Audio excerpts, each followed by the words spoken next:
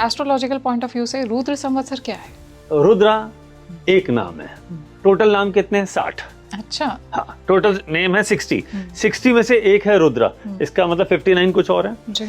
हर एक का नामकरण इस हिसाब से किया है कि उस साल कौन से प्लैनेट, कौन से देवी देवता की एनर्जी ज्यादा पावर में रहेगी जी। अब रुद्र तो कौन है?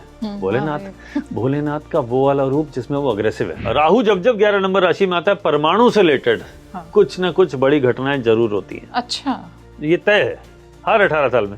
पिछली बार आया था, मैं ऑडियंस डाले गूगल पे देखे कि इंडिया ने वो संधि कब साइन करी थी। क्या हम देख सकते हैं, क्या एक्सपेक्ट कर सकते हैं, क्या शांति का कोई योग है? आप कैसे एक्सपेक्ट कर सकते हैं ये साल शांति का? मंगल जा रहा है पाइसेस में और वहां शनि है। जब जब शनि मंगल पाइसेस में एक साथ हुए, वर्ल्ड वॉर 2 स्टार्ट हुआ था। 14 अप्रैल को वहां से सन निकल जाएगा, तो अब कॉम्बिनेशन बचेगा सैटर्न, मार्स एंड मरकरी, यानी शनि, मंगल और बुध। अब जब ये कॉम्बिनेशन बनेगा तो उसके बाद अब ये मरकरी स्टॉक मार्केट भी है, मरकरी बिजनेस भी है, फाइनेंशियल इंस्टीट्यूशंस भी हैं।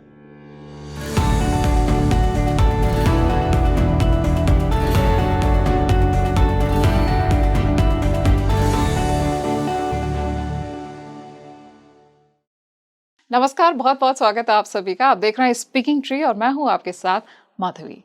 रुद्र संवत्सर, इसकी बात हर जगह हो रही है। क्या है ये? क्या कुछ इम्पैक्ट डालने वाला है ये रुद्र संवत्सर विश्व के सभी देशों पर? आज के समय जो परिस्थितियां बन रही हैं, वॉर की, युद्ध की स्थितियां हम देख रहे हैं, ऐसे में क्या हम वर्ल्ड वॉर 3 की तरफ आगे बढ़ रहे हैं या फिर हम एक बड़े शिफ्ट की तरफ आगे बढ़ रहे हैं? इस वीडियो को बिल्कुल एंड तक देखिएगा, क्योंकि इसमें हम ये जानने वाले हैं कि अमेरिका और ईरान, इनके प्लैनेटरी कॉम्बिनेशंस क्या कुछ कहते हैं और किस तरह के प्लैनेटरी कॉम्बिनेशंस फॉर्म हो रहे हैं, जिससे हमें ये पता चलेगा कि ये रुद्र संवत्सर क्या कुछ लेकर के आने वाला है।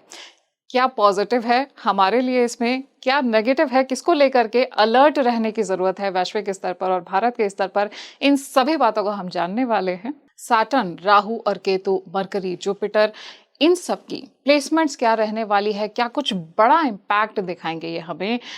अब इन सभी बातों को हम इस एपिसोड में जानेंगे और इसी को डिस्कस करने के लिए हमारे साथ एक बहुत ही खास मेहमान जुड़े हुए हैं। मैं बहुत बहुत स्वागत करना चाहूंगी renowned astrologer Hanish Bagga sir का। बहुत बहुत स्वागत है सर स्पीकिंग ट्री पर। नमस्कार। बहुत अच्छा लग रहा है। और सर, मैंने ये देखा है आज के समय में रुद्र संवत्सर की बहुत बातें हो रही हैं, लोग तरह तरह की बातें बता रहे हैं। एग्जैक्टली अगर हम समझें एस्ट्रोलॉजिकल पॉइंट ऑफ व्यू से, रुद्र संवत्सर क्या है?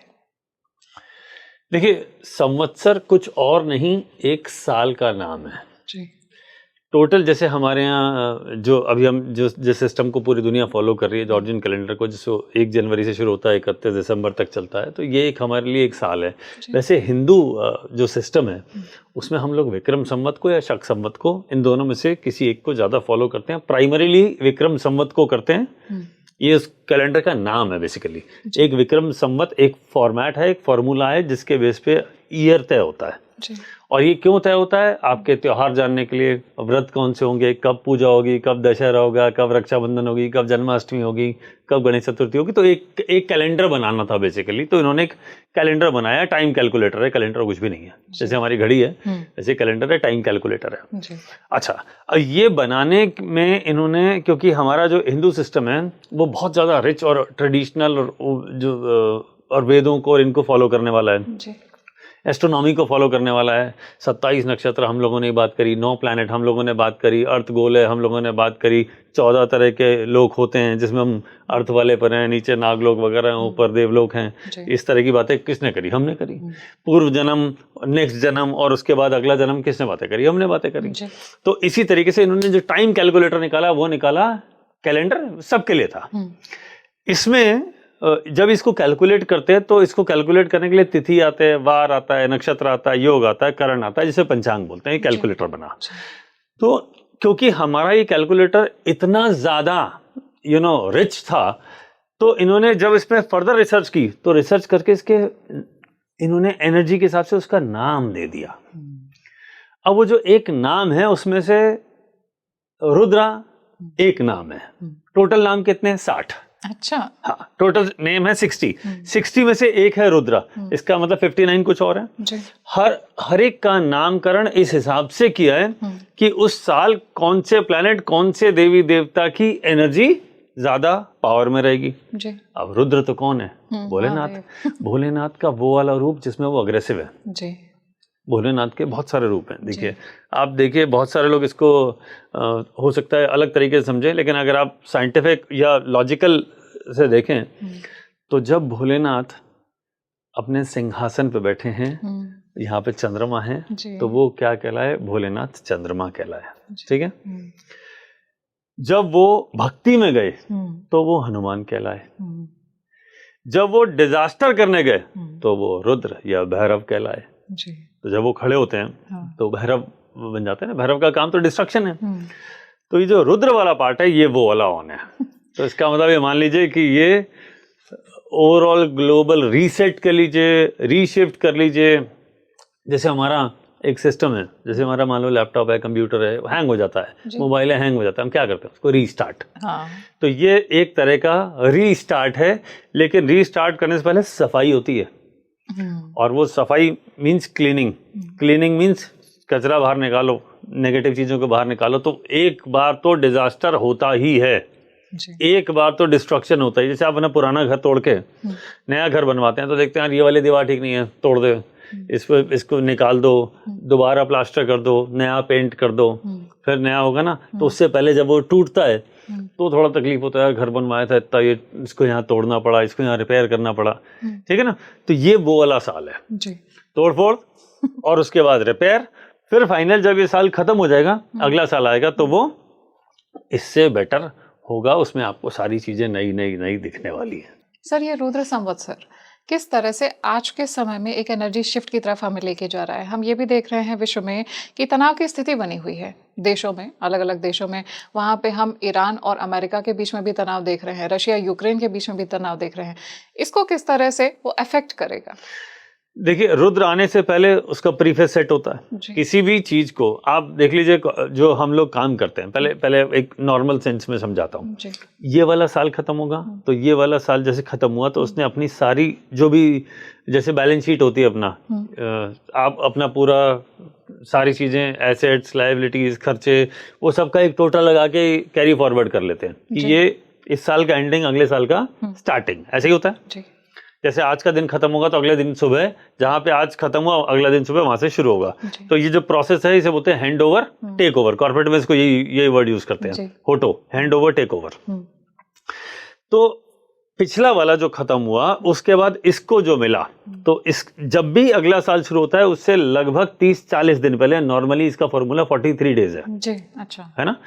तो 40 दिन आप अप्रोक्सीमेटली ले लीजिए। 40 दिन पहले अगले वाले का तैयारी शुरू हो जाती है, क्योंकि वो हैंडओवर लेना शुरू करता है ना, तो उसकी तैयारी शुरू करता है वो।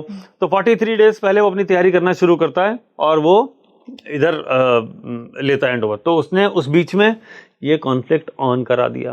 अब इस साल को स्टार्टिंग में क्या मिला? कॉन्फ्लिक्ट। पूरा साल क्या चलने वाला है? कॉन्फ्लिक्ट। ये बंद भी हो गया, दूसरा चालू हो जाएगा, वो दूसरा बंद होगा, तीसरा चालू हो जाएगा, तीसरा बंद होगा, चौथा चालू हो जाएगा।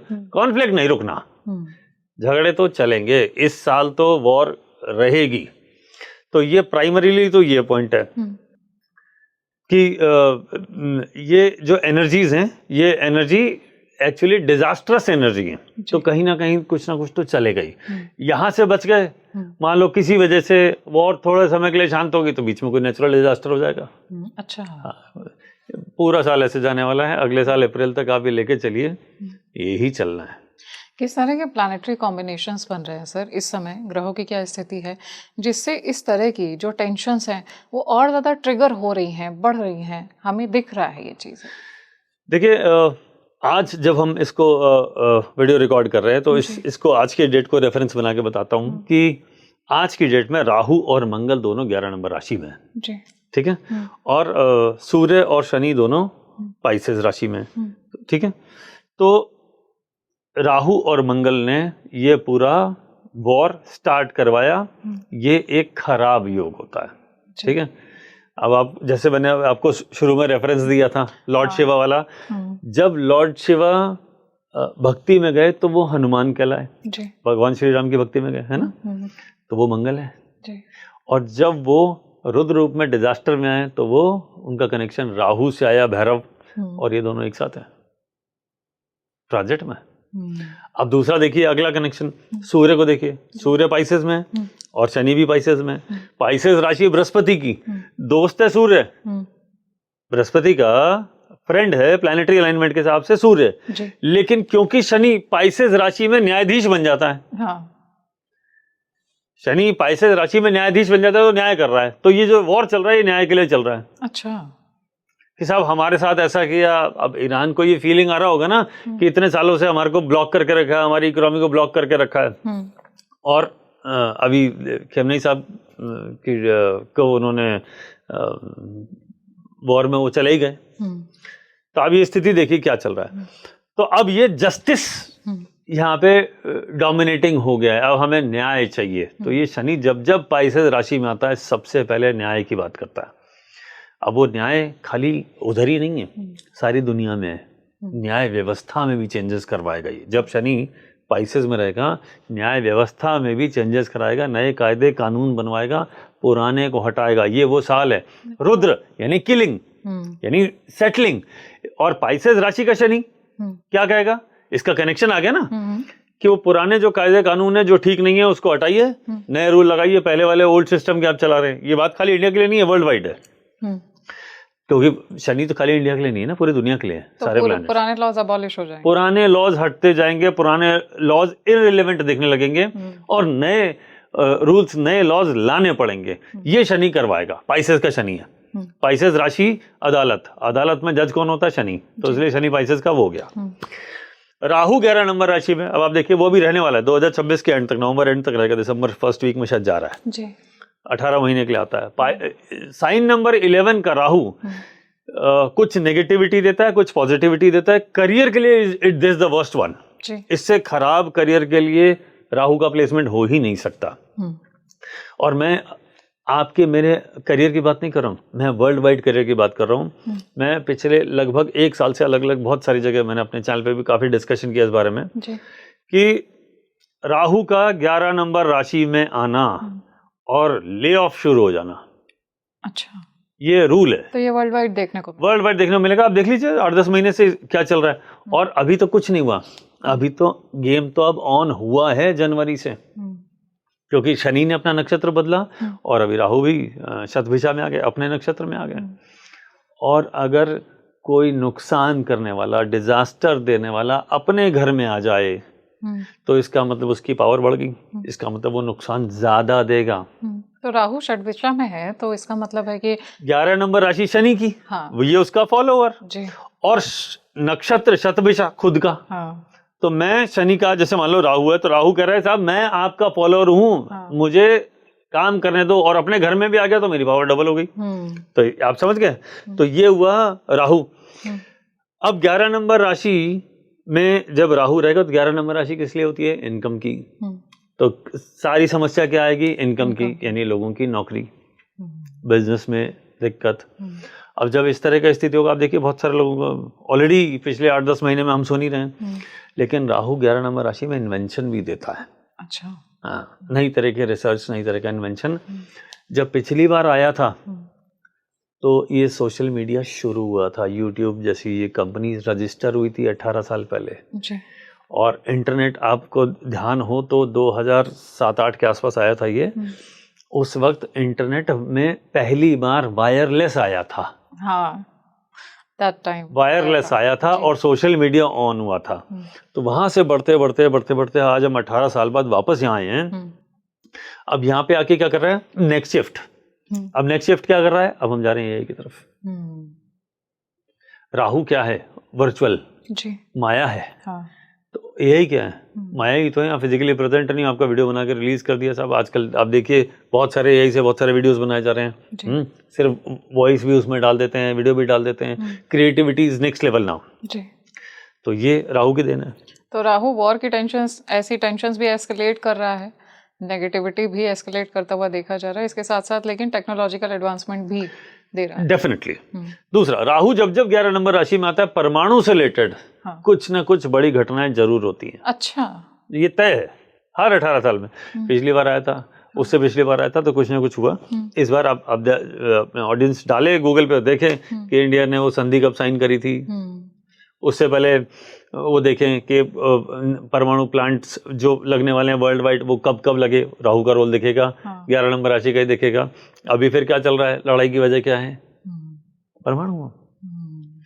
तो जब जब राहु 11 नंबर में आएगा, एटम्स, परमाणु बम से रिलेटेड कुछ ना कुछ जरूर होगा, क्योंकि डिजास्टर मैसिव लेवल का कौन कर सकता है, वो यही कर सकता है। सर, ईरान और अमेरिका को समझा जाए, इन दोनों की स्थिति को समझा जाए, तो इन दोनों के बीच में जो भी टेंशन्स क्रिएट हो रही है, हम उनको एस्ट्रोलॉजिकली किस तरह से देख सकते हैं? देखिए, आप अगर वॉर की बात करें, अगर ईरान और यूएस की बात करें, या इजराइल और यूएस एक तरफ है, ईरान एक तरफ है, इसकी हम बात करें, तो अगर आप प्लैनेट के हिसाब से देखेंगे तो मैं कहूँगा कि 12 नंबर राशि में सूर्य और शनि एक साथ है। हालांकि वॉर पहले ही शुरू हो गई थी, लेकिन सूर्य बाद में उसने ज्वाइन किया। 12 नंबर राशि में सूर्य और शनि एक साथ हैं। अगर मैं इन दोनों में से प्लैनेट के हिसाब से कैलकुलेट करूँ और उसको अलाइन करने की कोशिश करूँ, तो सूर्य इज यूएस और ईरान इज शनि। यूएस सूर्य क्यों? यूएस सूर्य इसलिए क्योंकि यूएस सूर्य क्या है, राजा, दुनिया का राजा। अगर कंट्री की बात करें तो कौन है, यूएस, क्योंकि सुपर पावर वही है। अगर वो नहीं होता तो वो ऐसे टैरिफ चिल्ला ले, तो सब लोग कहते हैं हाँ प्रभु लगा लीजिए और प्लीज हमें छोड़ दीजिए। तो राजा के सामने ही हाथ जोड़ के खड़े होते हैं, बाकियों के सामने नहीं होते हैं। तो सूर्य तो राजा ही हुआ, सूर्य तो राजा ही हुआ। उसको नहीं जमा तो उसे जाके झगड़ा कर लिया, ईरान से बम फेंक दिया। ईरान शनि है, क्योंकि ये दोनों एक दूसरे के दुश्मन है, नेचुरल दुश्मन है। हालांकि बाप बेटे हैं, sun is father and Saturn is son, लेकिन ये दोनों एनिमीज हैं। सूर्य रोशनी है और वो अंधेरा है, शनि। तो आप अगर देखें कि सूर्य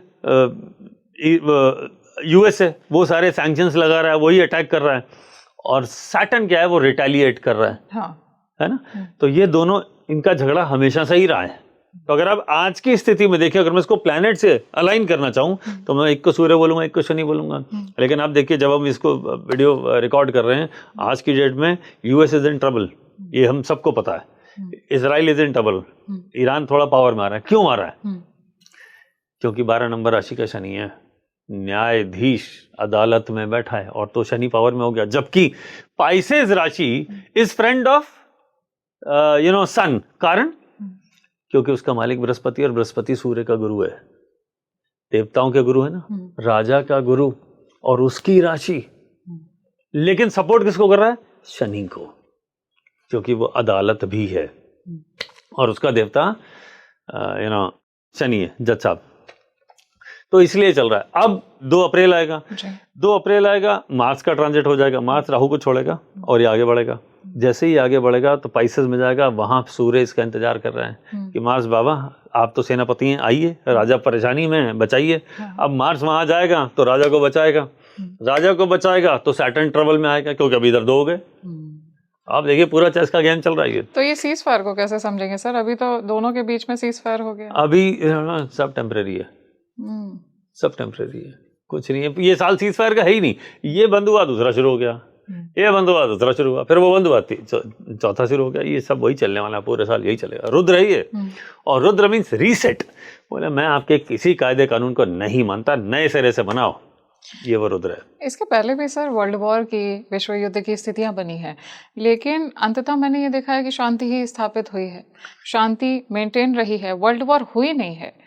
इस बार ये क्या हम देख सकते हैं, क्या एक्सपेक्ट कर सकते हैं? क्या शांति का कोई योग है? मैडम, वर्ल्ड वॉर तो आगे दिख ही रहा है, नॉट इन दिस ईयर, आगे वाले ईयर्स में दिख रहा है। लेकिन उससे पहले वर्ल्ड वॉर ऐसा नहीं होता कि आज सुबह मूड हुआ, सारे देशों ने मिलकर उठाया, बम फेंक दिया, दूसरे बोले वर्ल्ड वॉर ऑन। ऐसा नहीं होता है। सिनेरियोज बनते हैं, और उसको बनने में सालों लगते हैं, कारण बनते हैं, क्योंकि उसमें मैसिव डिस्ट्रक्शन होता है ना, तो कारण बनते हैं। तो ये उन कारणों में से एक ये साल है जो कारण देगा आगे लड़ाई के लिए। अच्छा, हाँ, तो this year will be the reason. इस साल वैसी ऐसी घटनाएं होंगी जो रीजन होगा, जो आगे वर्ल्ड वॉर की स्थिति को इग्नाइट करेगा। अच्छा, बेस एक, हाँ, ये बेस तैयार हो रहा है। रुद्र ना, ये बेस ही तैयार करने आया है कि रीसेट, कुछ अभी हो जाएगा, कुछ अब ऐसे स्टेप्स ले लिए जाएंगे कि आगे होगा। तो ये पूरा सेटअप ऐसे चलेगा। एक दूसरी बात ये, आप कैसे एक्सपेक्ट कर सकते हैं ये साल शांति का? मंगल जा रहा है पाइसेस में और वहां शनि है। जब जब शनि मंगल पाइसेस में एक साथ हुए, वर्ल्ड वॉर 2 स्टार्ट हुआ था जी। वर्ल्ड वॉर 2 कब स्टार्ट हुआ था? जब पाइसेस में मार्स और सैटर्न ने अपना काम किया था। इसका मतलब अब क्या होने वाला है? और कंट्रीज ज्वाइन कर रहे हैं। किसको? यूएस को। और कंट्रीज ऐड होंगे। अब पूरा देखिए ज्योतिष का कितना आसान है। अगर आप ज्योतिष समझते हैं तो प्लैनेटरी पोजीशन से आप आसानी से कैलकुलेट कर सकते हैं। राहु आ गया शतभिषा में, destruction is on ji. Mars चला गया सूर्य के साथ और वो वहां शनि इंतजार कर रहा है। देखिए मंगल है फायर, इसलिए मंगल बिजली भी है जी। और शनि है मशीन। अब मशीन जब चलती है तो आपस में घर्षण होता है ताकि नया कोई प्रोडक्ट बन के एक प्रोसेस होता है। मार्स और सैटर्न एक साथ एक प्रोसेस को इग्नाइट करेंगे, है ना, फायर को इग्नाइट करेंगे। सूर्य ऑलरेडी फायर है, वो वहां बैठा है, तो फायर स्क्वायर। इसका मतलब सूर्य और मंगल अब ब्लास्ट की स्थिति पे लेके जाएंगे। राहु शतभिषा ब्लास्ट की स्थिति है। अब ये थीम बनेगा। तो जब पिछली बार हुआ था, कई बार आ चुका है क्योंकि मैंने आपको बताया कि 60 साल का साइकिल होता है। हाँ। तो ये 60 में तो ये वाला है, पिछली बार भी आया होगा, उससे पिछली बार भी आया होगा। तो जब पिछली बार आया था वियतनाम वॉर हुआ था, उससे पिछली बार आया था वर्ल्ड वॉर हुआ था। तो ऐसी स्थितियां बनाता ही है। वर्ल्ड वॉर 2 इसमें इन दोनों का रोल था, पाइसेस राशि का, शनि का और मंगल का। आप नोटिस कर लीजिए, उठा के डेट्स देख लीजिए। ज्योतिष के जो स्टूडेंट है वो कैलकुलेट करके देख लें, आपको बिल्कुल सामने बिल्कुल पिक्चर क्लियर होगी कि तो सब कुछ वैसा ही दिख रहा है, ये वैसा ही होने वाला है। तो और कंट्रीज ज्वाइन करेंगे। नाउ ये प्रॉब्लम अलग तरीके से इग्नाइट करेगी। अभी तो ये 3 होंगे, पीछे पीछे मरकरी भी जाने वाला है। मरकरी इसको ज्वाइन करेगा। मरकरी ज्वाइन करेगा आई थिंक 11-12 तारीख के आसपास पाइसेस में आ जाएगा। पाइसेस में मरकरी नीच का होता है। अब मरकरी नीच का मीन्स नेगेटिव, और साथ में पहले ही वहां लड़ाई चल रही है, उसमें मरकरी नीच का, और मरकरी क्या है? बुद्धि है, तो वो और खराब। तो पाइसेस में तो वैसे ही खराब होती है, ऊपर से वहां मंगल शनि इंतजार कर रहे हैं कि आओ, तुम भी आओ और इस वॉर को ज्वाइन करो। लेकिन 14 तारीख को सूर्य वहां से हट जाएगा। तो अब कॉम्बिनेशन बचेगा 3 का वापस। अभी 3, फिर 4, फिर 3। मैं मून को नहीं गिन रहा हूँ, मून बीच में आके चला जाएगा, मून को नहीं गिन रहा हूँ। पर 5 भी, ये बीच में मून भी ज्वाइन करेगा, लेकिन मून को छोड़ देते हैं, वो 2-2.25 दिन के लिए आता है, छोड़ दीजिए। तो 14 अप्रैल को वहां से सन निकल जाएगा। तो अब कॉम्बिनेशन बचेगा सैटर्न, मार्स एंड मरकरी, यानी शनि, मंगल और बुध। अब जब ये कॉम्बिनेशन बनेगा तो उसके बाद अब ये मरकरी स्टॉक मार्केट भी है, मरकरी बिजनेस भी है, फाइनेंशियल इंस्टीट्यूशंस भी हैं, बैंकिंग सेक्टर में भी मरकरी का रोल है। और पाइसेस राशि जुपिटर की है। जुपिटर खुद बैंकिंग सिस्टम को भी रिप्रेजेंट करता है, फाइनेंशियल सेक्टर को भी रिप्रेजेंट करता है। तो इसका मतलब अप्रैल के महीने में बहुत बड़े बड़े ऐसे इवेंट होने वाले हैं। हो सकता है कि फाइनेंशियल क्राइसिस की स्थिति, स्टॉक मार्केट और फर्दर डाउन जाए। अभी डाउन चल ही रहा है, हम देख ही रहे हैं, रोज झटके लगते हैं, ये और नीचे जा सकता है, चांसेस आर वेरी हाई। ऐसे वक्त और क्या होता है? बोले मनी डिवैल्यूएट होती है। अब आप देखिए 94 तक तो हम आ ही गए हैं, हो सकता है आगे कुछ और बढ़ जाए। सर, हमने वॉर की बात की विश्व स्तर पे, जहां अलग अलग देशों के पीछे मनमुटाव देखने को मिल रहा है, लेकिन भारत के ऊपर कोई डायरेक्ट इम्पैक्ट हमें नहीं दिख रहा है। भारत की पोजीशन हम किस तरह से समझेंगे? देखिए इम्पैक्ट तो सब पर है, क्योंकि अगर पेट्रोल या गैस नहीं आ रही है, महंगी हो रही है, तो प्रॉब्लम यहाँ पे भी आने वाला है, लाइनें यहाँ पे भी लगेंगी। आज तो स्थिति नहीं है, लेकिन आगे तो स्थिति हो ही सकती है, अगर स्थिति ज़्यादा क्रिटिकल हुई तो, है ना। पेट्रोल अगर महंगा होगा तो हमारे यहाँ भी महंगाई बढ़ेगी, इन्फ्लेशन तो होता ही है, वो होना ही है। वैसे भी रुद्र जब जब आएगा इन्फ्लेशन डेफिनेटली होगा और बहुत ज़बरदस्त होगा। 2 रूल नोट कर लीजिए, रुद्र जब जब आया मनी डिवैल्यूशन होता ही है और इन्फ्लेशन नेक्स्ट लेवल हाई होता है। अच्छा, ये 2 रूल तो सेट है। तीसरा, रीसेट ओवरऑल कायदे कानून, ठीक है। ये 3 रूल तो आप पकड़ ही लीजिए, प्लस कुछ नेचुरल डिजास्टर, वॉर लाइक स्थिति बनेगी। तो ये रुद्र के हैं। अब आप समझिए, हमेशा ऐसा नहीं होता कि बाहर से ही या डायरेक्ट इम्पैक्ट या इनडायरेक्ट इम्पैक्ट भी आता है। देखिए 2 तरह के इम्पैक्ट होते हैं, एक होता है एक्सटर्नल, एक होता है इंटरनल। कॉन्फ्लिक्ट 2 तरह के होते हैं, एक्सटर्नल एक होता है इंटरनल। तो चाहे एक्सटर्नल कॉन्फ्लिक्ट में नहीं पड़ रहा है, लेकिन इंटरनल तो है, इंटरनल तो झेलना ही पड़ेगा। ग्रहों की स्थिति को किस तरह से समझेंगे सर, भारत की बात करें तो? मैडम ओवरऑल अगर आप देखें तो इंडिया इज राइजिंग, उसमें कोई डाउट नहीं है किसी भी तरह का। लेकिन बीच बीच में जैसे कॉन्फ्लिक्ट्स होते हैं, जैसे अभी last year India Pakistan war में था ही, हमने देख ही लिया है सारी चीज़ें, ये स्थितियां और आगे बढ़ेंगी। लेकिन इंटरनल भी चीज़ें संभालनी पड़ेंगी, इंटरनल कॉन्फ्लिक्ट्स को भी संभालना पड़ेगा।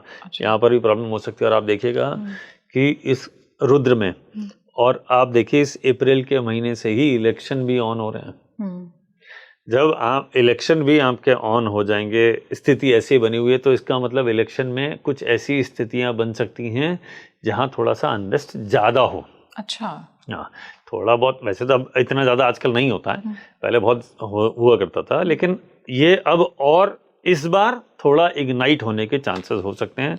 तो ये गवर्नमेंट को संभालने में थोड़ा सा तकलीफ आ सकती है। किस तरह का unrest? Internal conflict, internal conflict, गठबंधन हो गया, अनरेस्ट की स्थिति हो गई, है ना।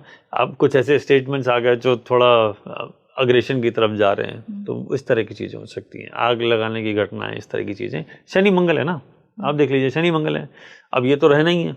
मंगल एक राशि में अप्रॉक्सीमेटली 45 डेज के आसपास रहता है। इस बीच में तो इलेक्शन और सारा सब ऑन हो जाएगा, तो इसका मतलब स्थिति थोड़ी इंटरनल संभालना पड़ेगा। तो हमें यहाँ पे इंटरनल संभालना है और वहां बाहर एक्सटर्नल चल रहा है, तो यहाँ प्रेशर की स्थिति आती है। जब ऐसी स्थिति आती है तो पॉलिटिक्स पे इसका इम्पैक्ट आता है। अच्छा। क्योंकि देखिए, एक वॉर की स्थिति हो गई, वॉर की वजह से इकोनॉमी आपकी गड़बड़ाने लगी। भैया आपका पेट्रोल, डीजल, एलपीजी, बेसिक चीजें, फर्टिलाइजर्स, अगर यही आपको नहीं मिलेंगी, और ऊपर से इस साल में एक बहुत इंपॉर्टेंट पॉइंट है, फसलों का देवता का कनेक्शन शनि से आ रहा है, और जिसका कनेक्शन शनि से आता है वहां दिक्कत आती है। इसका मतलब एक फसल में दिक्कत आएगी, एक क्रॉप में दिक्कत आएगी, उसका चांसेस समर वाली में है। अच्छा। देयर आर हाई चांसेस कि समर वाली क्रॉप में दिक्कतें आएंगी। यहाँ जब बुआई होगी अगले 2-3 महीने में, वहाँ दिक्कत आएगी। तो ये खाने पीने में दिक्कत, यानी तो इसका मतलब इन्फ्लेशन और बढ़ने वाला है। तो इंटरनल कॉन्फ्लिक्ट भी संभालना पड़ेगा अगर आप इंडिया की बात करें तो। सर, विश्व स्तर पे अगर हम रुद्र संवत्सर को देखें तो राहु और केतु की एक्सेस किस तरह से वर्क करेंगी, और शनिदेव का क्या कुछ प्रभाव रहेगा? देखिए, राहु एक्वेरियस राशि में जब जब आएगा, वो करियर को लेके एकदम क्रैश कर देगा, स्टॉक मार्केट को नीचे लाएगा, फाइनेंस को बर्बाद करेगा, फाइनेंशियल इंस्टीट्यूशंस के साथ प्रॉब्लम्स आती हैं। लास्ट टाइम आया था 2007-8 के आसपास, आपको पता है यूएस के फाइनेंशियल सिस्टम उड़ गया था, जिसकी वजह से वर्ल्ड वाइड सारा स्टॉक मार्केट गिर गया था। अब वापस हम उसी तरफ बढ़ रहे हैं, ये जरूरी नहीं है। और आपने छोटे छोटे अभी सिम्टम्स देख लिए हैं कि अभी एक बैंक में किसी ने रिजाइन कर दिया तो मार्केट एकदम हिल गया था। तो बैंकिंग सेक्टर देख लीजिए आप, किसी तरीके से इम्पैक्ट आना शुरू हो रहा है। ये तो हम भारत में ही देख, ये तो हम यहाँ दिख रहे हैं, लेकिन हमारा वाला तो, हम तो सेफ जोन में बैठे हैं, we are into safe zone.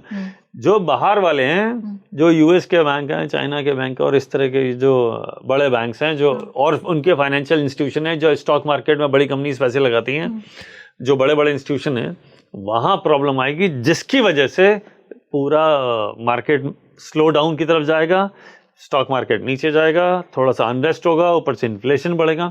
तो इम्पैक्ट तो सबके ऊपर है, जिसका इम्पैक्ट पॉलिटिक्स पे जाएगा। अच्छा। फिर वर्ल्ड वाइड जो पॉलिटिशियंस हैं, उसमें अनरेस्ट की स्थिति होगी। सर, ये जो रुद्र संवत्सर है, इसका असर हम देखें एस्ट्रोलॉजिकली तो विश्व पर हमने बात की, पॉलिटिक्स की हमने बात की, इकोनॉमी की हमने बात की, वॉर की, इसके अलावा और क्या क्या मेजर इम्पैक्ट्स देखने को मिलेंगे? देखिए, और इसके अलावा क्या क्या चीजें इम्पैक्ट डालती हैं जी? एक देखिए, अभी आपने देखा होगा, राहु 11 नंबर राशि में जब से आए हैं, जहाज गिरने लगे हैं जी, है ना। कभी अहमदाबाद हुआ, आपने कई कंट्रीज में देखा होगा, वॉर में कितने जहाज गिर गए। तो 11 नंबर राशि में जब भी राहु का इम्पैक्ट आता है तो ये एयरक्राफ्ट से रिलेटेड ये घटनाएं होती हैं, क्योंकि और 12 नंबर राशि में शनि है। आप देखिए, 11 नंबर राशि का संबंध एयर से आता है, एयर एलिमेंट जी।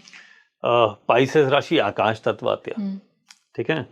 तो आकाश से ये जो वॉर चल रहा है वो तो हो ही रहा है, लेकिन उसके अलावा जहाज भी गिर रहे हैं बड़े बड़े। हमने देखा हमारे इंडिया में भी अहमदाबाद वाला केस हुआ था, ठीक है।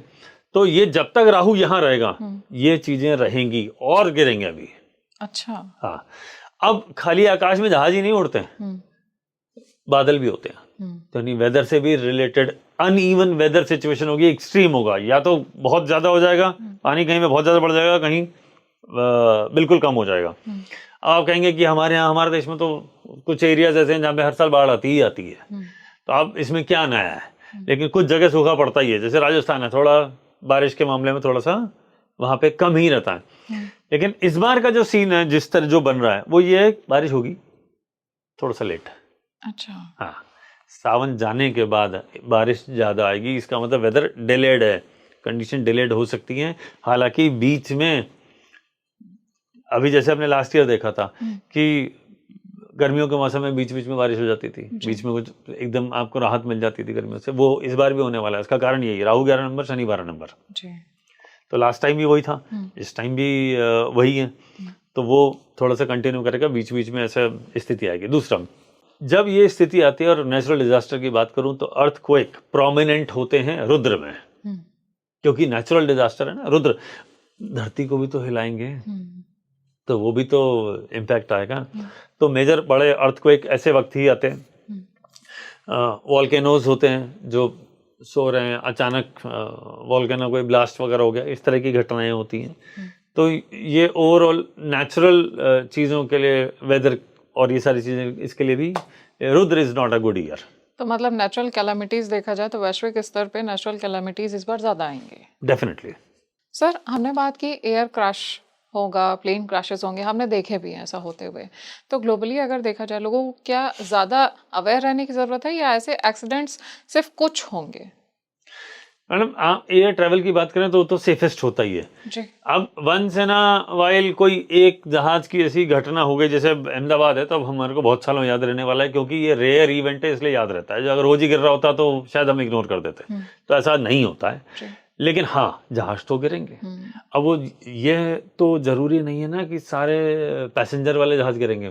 आप देखिए वॉर में कितने तो गिर चुके हैं, कितना मिसाइल सब आकाश से ही तो जा रहा है, मिसाइल भी तो आकाश में ही जा रही है, ड्रोन भी तो आकाश से ही जा रहा है, तो सब कुछ आकाश तत्व और एयर, इन दोनों को लेना है, तो वही है। अच्छा, एयर पॉल्यूशन बढ़ता जा रहा है, अगर कोई ऐसा ब्लास्ट हुआ है तो कोई डिजीज वाला हो जाता है। कभी कभी क्या होता है, केमिकल्स को यूज कर लिया जाता है आपके अटैक करने में, तो जो एयर की वजह से सराउंडिंग में प्रॉब्लम्स आती हैं, तो इस तरह की घटनाएं ज्यादा होती हैं। और ज्यादा कॉमन मैन के लिए इतना सोचने की जरूरत नहीं है। It is a safe route, safe है सारा ये। बट अगर जहाज गिरने हैं तो एयरफोर्स के भी तो गिरते ही हैं। अभी तो आप देख ही रहे हैं, वही गिर रहे हैं सारे यूएस के। और सर, तो सब कुछ हमने देखा कि कितना कुछ कोलैप्स हो रहा है, नेगेटिव हो रहा है। पॉजिटिव क्या है इस रुद्र के ईयर में? क्या कुछ हम देखने वाले इस रुद्र संवत्सर में जो ग्लोबली हमको पॉजिटिव दिख रहा है? देखिए, जब जब रुद्र आया तब रीसेट तो हुआ, लेकिन नया इन्वेंशन भी हुआ। जैसे 1846-47 के आसपास आया था, तो सर्जरी शुरू हुई थी मेडिकल साइंस में। ये एक बड़ा माइलस्टोन था। और आज हम सर्जरी में कहाँ तक आ गए, हम तो रोबोट से सर्जरी कराने लगे हैं, तो कहीं से तो स्टार्ट हुआ होगा। Rudra was the year. उसके अलावा टेलीग्राफ, जिसमें फास्टर कम्युनिकेशन होता है, वो भी रुद्र का पीरियड ही था। अच्छा। हाँ, वो तब आया था। उसके बाद अगर आप 1906-1907 के आसपास की बात करें, आज 60 साल में आता है ना, मोटा मोटा आप ये ले लीजिए, तो वायरलेस कम्युनिकेशन, वहां से रेडियो टेक्नोलॉजी, वहां से डेवलपमेंट शुरू हुआ था।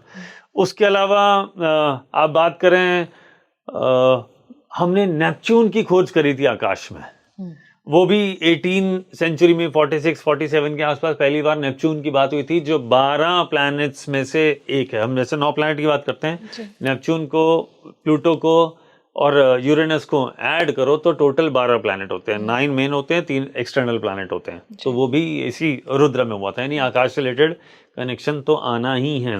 उसके अलावा 1966-67 के आसपास हुआ था, तो जब हम मेडिकल ने एक नया माइलस्टोन अचीव किया था। क्या माइलस्टोन अचीव किया था? हार्ट ट्रांसप्लांटेशन तब से शुरू हुआ था। That was the base, primary year, वो बहुत इंपॉर्टेंट था। एटीएम का इन्वेंशन, आप बैंकिंग फाइनेंशियल सेक्टर की बात करें, वहां क्रैश हो रहा है, वहां क्रैश हो रहा है, लेकिन उसके बाद नया इन्वेंशन क्या हो रहा है? बोले एटीएम मशीन का। वहां से आप, है ना, एटीएम की तरफ आगे बढ़ते गए। अब तो हम यूपीआई पे आ गए हैं, तो फिर कुछ नया, यहाँ पे कुछ नया शुरू होने वाला है। स्पेस टेक्नोलॉजी में बड़े बड़े काम हुए थे। मून मिशन स्टार्ट कब हुए थे? वही 66 67 के आसपास। तो आप देखिए अब ये वही वाला आ रहा है। इसका मतलब इसी तरह की चीज़ें फिर होंगी। इंटरनेट से रिलेटेड इम्पोर्टेंट इन्वेंशंस तभी हुए थे। आपने वो सेटअप, वो टेक्नोलॉजी, जो कोर टेक्नोलॉजी है, जो बेस है, जो पहला इंटरनेट है, वहाँ से बनना शुरू हुआ था जी। जहाँ पे कनेक्टिविटी आनी शुरू हुई थी। तो ये भी वही रुद्र ईयर था। तो इसका मतलब रुद्र जब आता है कम्युनिकेशन से रिलेटेड, बैंकिंग फाइनेंशियल से रिलेटेड, ऑनलाइन से रिलेटेड, वायरलेस से रिलेटेड, राहु से रिलेटेड चीज़ें, और ये जो एआई है, एआई अब नेक्स्ट लेवल है ना जी। हमने एक बार हार्ट सर्जरी ट्रांसप्लांट करना सीख लिया, अब अगली बार दोबारा हार्ट थोड़ी सीखेंगे। हाँ, तो नेक्स्ट पे जाएंगे जी। तो उस तरह की घटनाएं इस रुद्र में होती हैं। तो रुद्र मतलब उसके लिए सब बहुत कुछ ही नेगेटिव इंपॉर्टेंट नहीं ईयर है, है, पॉजिटिव भी है, बहुत कुछ पॉजिटिव है। ग्लोबली तो हमने सर ये समझा, और जैसे आपने बोला कि मनी डिवैल्यूएशन भी होगा, क्या मनी डिवैल्यूएशन से कुछ ऐसे बड़े पावर्स होंगे जिनकी अर्थव्यवस्था भी इफेक्ट होने वाली है? अर्थव्यवस्था तो सबकी इफेक्ट होना ही है, मतलब इट इज, मतलब आप ये मान लीजिए इट इज डिसाइडेड, ये बदलेगा नहीं। स्टॉक मार्केट ही गिर जाएगा, फूड सप्लाई चेन में प्रॉब्लम आएगा, तो महंगाई बढ़ेगी, इन्फ्लेशन बढ़ेगा, मनी डिवैल्यूएट होगी, इन्फ्लेशन बढ़ेगा, स्टॉक मार्केट नीचे जाएगा, इन्वेस्टमेंट में दिक्कत आएगी, तो फाइनली सब जगह प्रॉब्लम आना ही आना है। उस वजह से इकोनॉमी कोलैप्स होनी ही है, सब नीचे ही जाना है। इसके अलावा एक और बहुत बढ़िया चीज़ है जो रुद्र में होता है। रुद्र में जब रुद्र आता है तब तक फीमेल्स पॉलिटिशियंस का राइज शुरू होता है। अच्छा, फीमेल पॉलिटिशियन के लिए Rudra is a fantastic year. Globally जो फीमेल पॉलिटिशियंस हैं उनको बढ़ते हुए देखा जाए, आप उनको बढ़ते हुए देखेंगे। कई ऐसे कंट्री आएंगे जहाँ पे फीमेल अब सत्ता संभालेंगे, कहीं की पीएम बनेंगे, राष्ट्रपति बनेंगे, कहीं कुछ बनेंगे। अच्छा, तो ये उनके फीमेल्स के लिए बहुत अच्छा ईयर होता है रुद्र जी। सर भारत की बात करें तो भारत का, अभी तो हमने बात किया कि वॉर की जो टेंशन्स हैं वो भारत को किस तरह से इम्पैक्ट कर रही हैं। भारत के लिए ये रुद्र संवत्सर क्या क्या लेकर के आ रहा है? देखिए थीम तो वही है, पहली थीम वॉर की जी। इसका मतलब ये है कि जब पिछली बार आया था 66-67 के आसपास, तब भी चाइना के साथ कॉन्फ्लिक्ट की स्थिति जारी थी, है ना। इसका मतलब बॉर्डर पे प्रेशर की स्थिति थी। इस बार भी है, इस बार एरिया पाकिस्तान है, हम सब जानते हैं। बांग्लादेश चिकन नेक की कहानी चली रही थी, पाकिस्तान की स्टोरी ऑलरेडी ऑन है ही, लास्ट ईयर भी हुआ, और सब लोग जानते हैं कि अब सिंदूर इज स्टिल ऑन, पॉज पे ही तो है, किसी भी दिन शुरू कर देंगे। तो इसका मतलब बॉर्डर पे प्रेशर की स्थिति तो रहनी ही है, इसमें कोई डाउट नहीं है किसी भी तरह का, ठीक है। तो डिफेंस से रिलेटेड बड़े इवेंट होने वाले हैं, नए प्रिक्योरमेंट होने वाले, डिफेंस में फर्दर इन्वेस्टमेंट होने वाला है, रुद्र है। मतलब डिफेंस को लेकर के और स्ट्रांग हो जाएगा भारत। हाँ, सारे हथियार प्राइमरीली शिव जी के पास थे ना, हाँ, या विष्णु जी के पास थे, लेकिन विष्णु जी वाले तो विष्णु जी ने बांटे नहीं, हाँ, शिव जी वालों ने बांट दिए, रावण को भी दिया, सबको दिया, है ना, ये तुम रखो, ये तुम रखो। जब क्या होता था, सारे देवों के देव महादेव भोले हैं, जिसने भी वो उनकी भक्ति करी, बदले में कुछ हथियार मांगा, दे दिया उनको। उसके बाद सेटल करना पड़ा। तो इसका मतलब रुद्र की एनर्जी क्या होता है, ये जो आर्म्स के लिए होती है, डिफेंस सेक्टर के लिए बहुत इंपॉर्टेंट होती है। ये साल फर्दर इन्वेस्टमेंट, नए रिसर्चेस के लिए डिफेंस में बहुत इंपॉर्टेंट रोल प्ले करता है जी। अच्छा, दूसरा सिक्योरिटी चैलेंजेस का साल है ये इंडिया के लिए। Security will be a issue, government को थोड़ा ज्यादा प्रोएक्टिव होना पड़ेगा। हालांकि हमारी गवर्नमेंट प्रोएक्टिव है, बट फिर भी this year is important year. Sir आपने बोला था Bharat is rising, no doubt. तो भारत की जो ग्रहों की स्थिति है रुद्र संवत्सर को देखते हुए क्या कुछ बता रही है? सैटर्न, मरकरी, जुपिटर, इनकी प्लेसमेंट क्या कुछ हमें इंडिकेशन दे रही है आगे आने वाला समय किस तरह का रहने वाला है भारत के लिए? ओवरऑल कंडीशन तो मैं हमेशा से ये बात कह रहा हूँ कि we are into safe zone, लेकिन इम्पैक्ट तो जब पूरा वर्ल्ड वाइड इन्फ्लेशन होगा तो हमारे यहाँ भी होगा, है ना। तो उसमें तो कोई डाउट ही नहीं है। सिक्योरिटी थ्रेट मैंने थोड़ा सा बताया, लेकिन हमारे नेबरिंग कंट्रीज की स्थिति ज़्यादा खराब है कि जिस तरीके से इंडिया की कुंडली बनी, जो बन रही है, जो जिसको हम यूज़ कर रहे हैं, उसमें Rahu Ketu is dangerous for neighbours, ये वो चल रहा है। सैटर्न जिस तरीके से जहां बैठे हैं वहां पे वो गेन देते हैं, लेकिन विद प्रेशर। प्रेशर तो डेफिनेटली रहेगा, मेहनत तो बहुत करनी है। ये तो वो वाला साल है, हमको भी मेहनत करनी है, सरकार को भी मेहनत करनी है, जो जो जो लोग इस देश को चला रहे हैं उनको बहुत भागा दौड़ी करनी पड़ेगी, इसमें कोई डाउट नहीं है। लेकिन नेट नेट गेन की स्थिति, लेकिन मेहनत करके ऐसा नहीं होगा। स्थिति ट्रिकी है, टेंशन भरी है, रास्ता निकलेगा लेकिन एफर्ट करने के बाद। भारत की अर्थव्यवस्था किस तरह से दिख रही है सर? किस तरह के कॉम्बिनेशंस हैं? ये जितने भी वॉर हो रहे हैं, आप थीम समझ लीजिए, जितने भी वॉर हो रहे हैं ये नेट नेट इंडिया को गेनिंग पोजीशन में लेके जाएंगे। अच्छा, हाँ, फाइनली यही होना है। तो मेन कॉम्बिनेशंस की बात करें, इस समय कौन से प्लेसमेंट्स है, कौन से ग्रह हैं जो इस चीज को ट्रिगर कर रहे हैं? Saturn in Pisces. अच्छा, सैटर्न इन पाइसेस वो करेगा, वो ये सारा कराएगा। अगले साल 2027 के एंड तक मोटा मोटा सैटर्न हमारा रहने वाला है, इस बीच में पूरा सेट कर देगा। जब से आया लास्ट ईयर मार्च से आया, मार्च 2025 से 27 के एंड तक ये रहने वाला है। इस बीच में पूरा देखिए सारा इन्वेस्टमेंट मैन्युफैक्चरिंग सेक्टर में, इनमें डिफेंस में, यही तो हम इन्वेस्टमेंट जा रहा है सारा जी। और वही फोकस है। बाहर वाली सारी कंपनी आके यहीं तो पैसा लगा रही है। हाँ। तो Saturn in Pisces investment in our favour. तो अगर अर्थव्यवस्था को समझा जाए तो अर्थव्यवस्था में एफडीआई इनफ्लोज बढ़ जाएंगे और कहीं ना कहीं भारत की अर्थव्यवस्था ग्रो करते हुए ही देखी जा रही है, कहीं लॉस में नहीं है। फॉर श्योर टेम्पररी कहीं स्ट्रेस रहे, जैसे जैसे वॉर की वजह से पेट्रोल डीजल गैस का जो चक्कर चल रहा है, फर्टिलाइजर का चल रहा है, वो टेम्पररी है, कुछ लंबा नहीं है।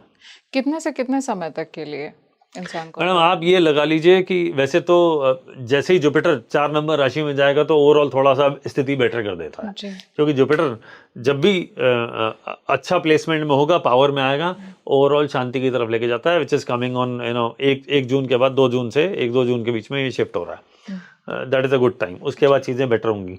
लेकिन राहु शतभिषा में अगस्त फर्स्ट वीक तक है, तो जब ये यहाँ से निकलेगा और धनिष्ठा में जाएगा, उल्टा चलता है ना जी, तो राहु के नक्षत्र के बाद मंगल का नक्षत्र उल्टा अगर अपन बात करें तो उसमें जाएगा, तो वहां से Rahu will be for invention. Rahu invention में लग जाएगा, राहु इन्वेंशन को ट्रिगर करेगा। हाँ, ट्रिगर करेगा। अभी तो डिजास्टर को ट्रिगर कर रहा है, फिर वो इन्वेंशन को ट्रिगर करेगा। ऐसे में जुपिटर का सपोर्ट और आ जाएगा। इस साल का राजा भी जुपिटर है और मंत्री जो है, जो फर्स्ट हैंड, जो प्राइमरी, जो फर्स्ट मंत्री है वो है मार्स।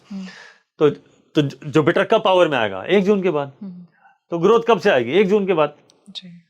तो ये पूरा थीम बनने वाला है। तो 1 जून के बाद में हम पॉजिटिव देख सकते हैं। हाँ, 1 जून के बाद आप डेट्स नोट करिए। पहला जो 1 जून, फिर राहु का नक्षत्र परिवर्तन, आई थिंक 6-7 अगस्त के आसपास होगा।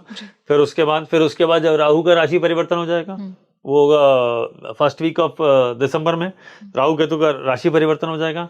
फिर राहु चला जाएगा 10 नंबर राशि में, केतु चला जाएगा 4 नंबर राशि में। तो ये यहाँ से फिर थोड़ा सा सुख चैन रहेगा। बट करियर में प्रेशर जब तक राहु 10 नंबर राशि नहीं छोड़ेगा तब तक रहेगा, तब तक करियर में प्रेशर रहेगा। काम करने का सारा तरीका बदल डालेगा। आप देखिए ना, यही पे शिफ्ट हो ही रहे ना, तो बहुत कम लोगों की रिक्वायरमेंट रह जाएगी ना, तो बहुत सारे लोगों को जाना पड़ेगा। तो इधर they have to upgrade, skill upgrade करें, या जाइए। अच्छा, 2 ही है, शेप इन और शेप आउट। मतलब आप अगर अपनी स्किल्स को अपग्रेड नहीं करेंगे तो ले ऑफ पक्का है, कोई डाउट ही नहीं। वही बचेगा जिसने अपग्रेड किया है, जिसने अपग्रेड नहीं किया वो नहीं बचने वाला। इससे आपको पैनिक होने की जरूरत नहीं है, लेकिन स्किल अपग्रेडेशन की जरूरत जरूर है। राहु जब 11 नंबर में आए ना, 11 और 10 नंबर राशि उल्टा आता है, तो 11 और 10 आप ये मान लीजिए ओवरऑल अनरेस्ट की स्थिति रहती है, फाइनेंशियल क्राइसिस की स्थिति रहती है, स्लो डाउन की स्थिति रहती है, स्टॉक मार्केट में स्थिति गड़बड़ रहती है, जॉब्स में ले ऑफ होते हैं, फिर लोग नए तरीके से उसकी तैयारी करते हैं। और जब राहु 9 नंबर राशि में आता है, बृहस्पति की राशि में आता है, थोड़ा सा सेटल शांत होता है, वहां से वापस अर्थव्यवस्था ग्रो करना शुरू करती हैं, चीजें सेटल होती हैं। इस बीच में ये दिक्कतें रहती ही हैं, ये तो रूल है ज्योतिष का। सर, शेयर मार्केट और गोल्ड एंड सिल्वर के प्राइसेस में बहुत उतार चढ़ाव देखा गया है, इसको किस तरह से अफेक्ट करेगा? मैडम जुपिटर 3 नंबर राशि में बैठा है, जुपिटर तो एनिमी राशि में है। तो अब आप कहेंगे कि बीच में तो यू नो 175 गोल्ड क्रॉस कर गया था, सिल्वर 4 लाख क्रॉस कर गया था। हाँ। लेकिन वो टेम्पररी फेज था। अच्छा। हाँ, वो टेम्पररी फेज था, जनवरी में ही तो हुआ था ये। जी। उसके बाद कहाँ आया, उसके बाद तब every day it is going down. जब जुपिटर 4 नंबर राशि में आएगा उसको पावर तब मिलेगी। Mercury is enemy to Jupiter, और 3 नंबर राशि में यानी जेमिनी में जुपिटर पीड़ित है। जुपिटर वहां से बाहर निकले तो एक तो वो खुद ठीक हो जाएंगे, 9th एस्पेक्ट से शनि को देखेंगे, बोले तुम भी शांत रहो दादा। तो शनि को भी शांत रखेंगे, खुद भी शांत रहेंगे। अपनी राशि को देखेंगे, पाइसेस को। जब वो पाइसेस को देखेंगे तो वो पाइसेस में जो कोराम मचा हुआ उसको भी शांत कर देंगे, बोले थोड़ा शांत रहो, आई एम वॉचिंग यू, थोड़ा शांत हो जाइए। जुपिटर, इसलिए ज्योतिष में जुपिटर को यानी बृहस्पति देव को सबसे अच्छा माना है। बृहस्पति चाहे खुद कैसे भी हो, लेकिन बृहस्पति जिसको देखेंगे वो अच्छा हो जाएगा। मैं ट्रांजिट में क्लास में अक्सर जब स्टूडेंट्स को पढ़ाता हूँ तो बात बोलता हूँ कि बृहस्पति अगर किसी खराब प्लेनेट को देख ले ट्रांजिट में तो वो अपनी खराबी छोड़ देगा और अगर वो अच्छे को देख ले तो वो अच्छा ही बढ़ा देगा। इसलिए जुपिटर के एस्पेक्ट को 5वां 7वां 9वां इसको गॉड का ब्लेसिंग बोला है। 5वां 7वां और 9वां 5th 7th 9th जुपिटर जिसको भी देखेगा वो गॉड का ब्लेसिंग है, वो आशीर्वाद है। अब जब भगवान का ही आशीर्वाद मिल गया तो फिर बाकी से क्या डरना। सर, भारत को हम देख रहे हैं, ये जो रुद्र संवत्सर है किस तरह से इम्पैक्ट कर रहा है। हमने बात की इकोनॉमिक्स की, वॉर जो विश्व स्तर पे देखी जा रही है देशों के बीच में, क्या भारत का इन्वॉल्वमेंट भी कहीं ना कहीं ये संवत्सर ट्रिगर करेगा उसमें? सप्लाई चेन वाले हैं हम तो तुमने झगड़ा कर लिया, तुम्हारा नुकसान हो गया, हमसे ये खरीद ले। तुमसे झगड़ा हो गया, तुम्हारा नुकसान हो गया, हमसे ये खरीद ले। हम तो यही करने वाले हैं। मतलब भारत का इन्वॉल्वमेंट ऐसा डायरेक्टली नहीं देखा जाएगा और ये बहुत गुड न्यूज है। हम मोटी बात है, अगले 2-4 साल इंडिया ने पैसे ही बनाने हैं। ये वॉर के ये सब सप्लाई होके उसी की तैयारी चल रही है और कुछ नहीं चल रहा है। कहीं ना कहीं झगड़े चलेंगे, ये तो सबको पता ही है। जहाँ झगड़े चलेंगे वहाँ हथियार चाहिए, जहाँ हथियार चाहिए, हथियार की फैक्ट्री कहाँ लगी? इंडिया में लगी है, ले जाओ, पैसे दे जाओ। तो इसलिए तो मैं कह रहा हूँ कि net next 2-3-4 years we will make money, जैसे वर्ल्ड वॉर 2 के समय अमेरिका ने बनाए थे। ये वही सेटअप है, वही सेटअप है ये। सर, विश्व स्तर की तो हमने बात की कि किस तरह से ये एडवर्सली बहुत सारी कंट्रीज को यह संवत्सर अफेक्ट कर रहा है। भारत में क्या कुछ चीज़ों को लेकर के हमें अलर्ट रहने की ज़रूरत है, चाहे वो सरकार की बात करें या इंडिविजुअल्स की बात करें? देखिए, गवर्नमेंट की बात करें तो अभी वैसे भी इलेक्शन का समय चल रहा है, तो जो नेचुरल अलायंसेस जो अभी तक जो हैं, आज की डेट तक जो अलायंसेस हैं, ये ब्रेक होंगे। अच्छा। और नए अलायंसेस बनेंगे, नए फॉर्म हो जाएंगे। नए अलायंस, ये तो गया पॉलिटिक्स। दूसरी बात, हमारे यहाँ पे जो प्रेशर की स्थिति आ सकती है वो आ सकती है क्रॉप्स की वजह से। अच्छा। क्योंकि जब भी रुद्र आता है तो फसलें खराब जरूर होती हैं, ये एक इम्पॉर्टेंट पॉइंट है। और ऐसे में जब डिजीजेज आती है तो वो ज्यादा तंग करती है। यानी अगर ऐसे वक्त बुखार भी आया तो वो बुखार लंबा चलेगा। अच्छा। हाँ, देखिए, जैसे जब भी हमने बात करी पिछले ईयर्स की, वर्ल्ड वाइड 1906-1907 के आसपास अगर आपको ध्यान हो तो एक महामारी आई थी, इसको बोलते हैं प्लेग आया था वो। तो इसका मतलब कोई और आउटब्रेक का उतना बड़ा चांसेस तो नहीं है, लेकिन कुछ ना कुछ डिजीज तंग करने वाली है इस साल। मतलब लॉकडाउन जैसी कंडीशन? नहीं, लॉकडाउन मुझे नहीं लगता वैसा वाला स्थिति आने वाला है। अच्छा। वैसा नहीं है मैडम। जुपिटर भी तो 4 नंबर राशि में जा रहा है। मतलब लास्ट टाइम जब कोविड आया था उस तरह का, उस लेवल का कुछ नहीं होने। मैडम, लास्ट टाइम जब कोविड आया था तो प्लेनेट की स्थिति बिल्कुल डिफरेंट थी। मैं आपको एग्जाम्पल देके बताता हूँ। देखिए, उस वक्त जब कोविड की सेकेंड वेव आई थी, राहु भी चंद्रमा के नक्षत्र में थे और शनि भी चंद्रमा के नक्षत्र में थे। ज्योतिष का रूल है, एक प्लैनेट के 3 नक्षत्र होते हैं, उसमें से तीनों में मान लो प्लैनेट हो गए या 2 में प्लैनेट हो गए तो उनको कॉम्बिनेशन माना जाएगा। ये दिस इज द रूल। तो शनि और राहु का कॉम्बिनेशन हुआ था, क्योंकि शनि भी चंद्रमा के नक्षत्र में थे, राहु भी चंद्रमा के नक्षत्र में थे। शनि 10 नंबर राशि में थे, राहु 2 नंबर राशि में थे, दोनों में चंद्रमा का नक्षत्र होता है। तो वो कॉम्बिनेशन की स्थिति बनी। जब तक राहु उसमें रहे, टॉरस राशि में, उस चंद्रमा के नक्षत्र में, वेव 2 डिजास्टर कर चुकी थी। राहु हटे, लॉकडाउन खुला, 8 जून को खुला था। हाँ, राहु हटा था। तो आज के समय में अब वो है ही नहीं, वो कॉम्बिनेशन ही नहीं है। एक प्लैनेट के, आप देखिए, एक प्लैनेट के 3 नक्षत्र होते हैं, 3 में से कम दो दो होने चाहिए। 2 में आना चाहिए, एक में तो आ ही नहीं सकता क्योंकि राशियां अलग है, 2 में आना चाहिए, वो है ही नहीं। अच्छा, वो चंद्रमा का नक्षत्र था तो आम जनता, तो कॉमन मैन, कितने बड़े बड़े डिजास्टर हुए, कितने लोगों की डेथ हुई थी, तो वो अभी है ही नहीं। तो इसलिए मेरे को उस तरह का फियर तो नहीं दिखता है। अगर ज्योतिष की तरफ से देखें तो उस तरह कोई फियर नहीं दिखता है, क्योंकि वो कॉम्बिनेशन आ ही नहीं रहा। शनि राहु का कॉम्बिनेशन इज द वर्स्ट, उससे खराब नहीं हो सकता। हमारे व्यूअर्स की बात करें सर, तो हमारे व्यूअर्स को क्या कुछ सिचुएशंस को लेकर के अलर्ट मोड पे रहने की जरूरत है इस समय? मैडम, अलर्ट तो सिर्फ अपने करियर को लेकर रहने की जरूरत है, क्योंकि आप एक छोटा सा एक कॉमन मैन की तरह सोचते हैं फॉर अ मिनट, ज्योतिष को 2 मिनट साइड में रखते हैं। जिसको 1 लाख रुपए सैलरी मिलती थी, उसकी नौकरी चली गई, नहीं मिली, तो क्या करेगा?